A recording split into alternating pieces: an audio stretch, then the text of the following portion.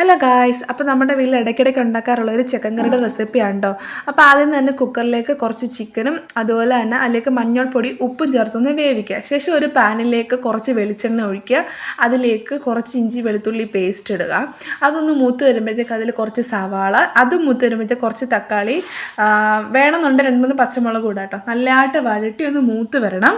ശേഷം അതിലേക്ക് നമുക്ക് പൊടികൾ ഇട്ട് കൊടുക്കാം. ഒന്ന് വഴണ്ട് കഴിയുമ്പോൾ അതിലേക്ക് വളരെ കുറച്ച് അളവിൽ മുളക് പൊടി ചേർക്കാം കേട്ടോ. ഇവിടെ ഞാനൊരു 1/2 സ്പൂൺ മുളക് പൊടി ചേർത്തിട്ടുള്ളൂ. ബാക്കി ഫുള്ളായിട്ട് ഞാൻ കുരുമുളകാണ് എനിക്ക് വേണ്ടിയിട്ട് ഇട്ടിട്ടുള്ളത്. ഒരു പെപ്പർ ചിക്കൻ മോഡലായിട്ട് നമുക്ക് പറയാം. പിന്നെ നമുക്ക് അതിന് ആവശ്യമായിട്ടുള്ള മസാലപ്പൊടിയും ചേർക്കാം. അതിനുശേഷം നമ്മുടെ ചിക്കൻ വേവിച്ചിട്ടുള്ള വെള്ളം ഒഴിച്ചിട്ട് ആ വെള്ളം ഒന്ന് വറ്റുന്നത് വരെ നമുക്ക് സവാള ഒന്ന് കുക്ക് ചെയ്തിട്ടെടുക്കണം. എങ്കിൽ കറക്റ്റ് ആ ഗ്രേവി റെഡിയായിട്ട് കിട്ടത്തുള്ളൂ.